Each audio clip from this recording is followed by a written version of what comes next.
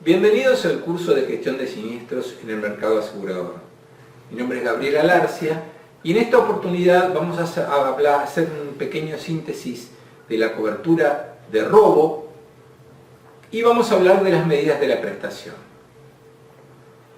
Una definición de robo podría ser que el asegurador se obliga, dentro de los límites establecidos por la ley y el contrato, a indemnizar los daños derivados de la sustracción ilegítima por parte de terceros de las cosas aseguradas. Habitualmente, la cobertura comprende el daño causado por la comisión del delito en cualquiera de sus formas. Las medidas de la prestación que se utilizan habitualmente en la cobertura de robo son tres: la prorrata, primer riesgo absoluto y primer riesgo relativo. La prorrata, que es la cobertura esencial en incendio, o es la medida de la prestación esencial en incendio, la indemnización surge de la relación existente entre el valor asegurado y el valor real del bien. Para el caso del primer riesgo absoluto, la indemnización será hasta el valor del daño sufrido, teniendo como tope el monto asegurado y sin tener en cuenta el valor en riesgo del bien. En cambio, la cobertura de primer riesgo relativo, que actualmente se está usando cada vez menos, no solo figura la suma asegurada, sino que además hay un valor asegurable declarado por el propio asegurado. Si el valor real del bien coincide o es menor al valor declarado, la liquidación será a primer riesgo absoluto. Caso contrario, el daño se liquidará a prorrata. Ahora vamos a ver algunos ejemplos para que ustedes comprendan mejor este tipo de coberturas.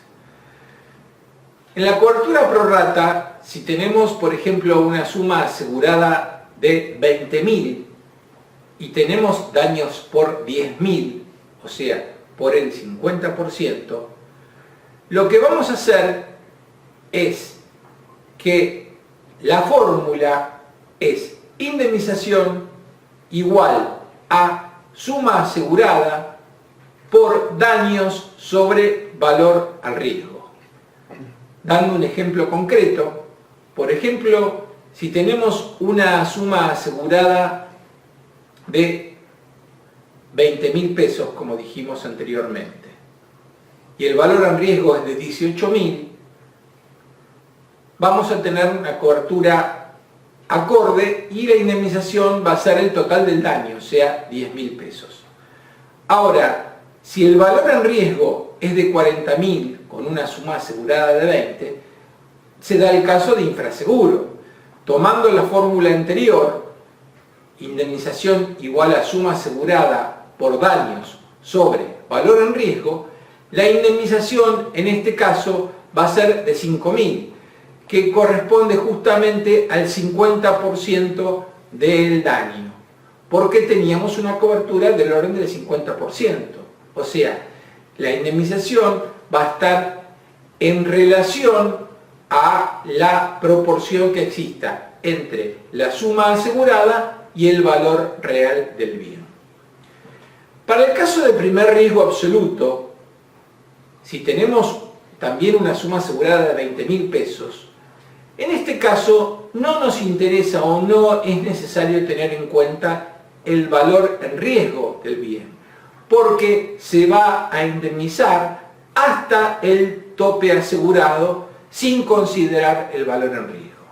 O sea, si tenemos con la suma asegurada de 20.000 un daño de 10.000, la indemnización va a ser justamente el total del daño, o sea, 10.000.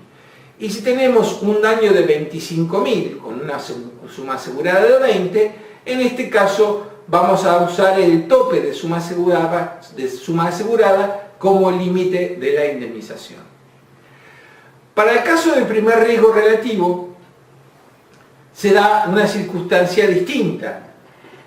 Este tipo de cobertura se utiliza habitualmente en determinadas actividades comerciales, como podría ser, o un ejemplo más concreto, es el de la casa de artículos para el hogar, en la cual la pérdida máxima probable, o sea, los que nos podrían robar como máximo, rara vez es el total de la mercadería. En una casa de artículos para el hogar, digamos, para llevarnos habitualmente toda la mercadería, incluyendo heladeras, cocinas o bienes de gran porte, necesitaríamos más de un camión, cosa que no es habitualmente probable.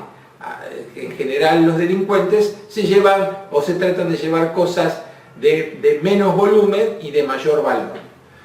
Por lo tanto, en ese caso, la cobertura aconsejable es una cobertura primer riesgo relativo, o sea, en la cual tenemos una suma asegurada, por ejemplo, de 10.000, con un valor declarado de 40.000.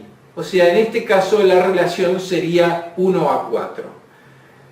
Para el caso, digamos, de una cobertura a primer riesgo relativo, se toma el valor en riesgo, digamos, de 40.000, el valor declarado por el asegurado, y se lo coteja con el valor real del bien.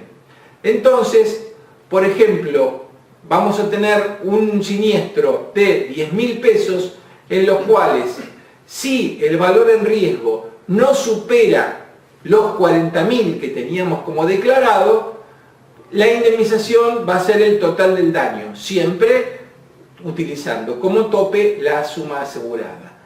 En el caso del primer riesgo relativo, es el único caso en el cual, aún teniendo infraseguro, podríamos llegar a indemnizar el total de la suma asegurada. Espero que hayan comprendido las medidas de prestación, porque son imprescindibles para la liquidación de los siniestros. Nos vemos en otros videos.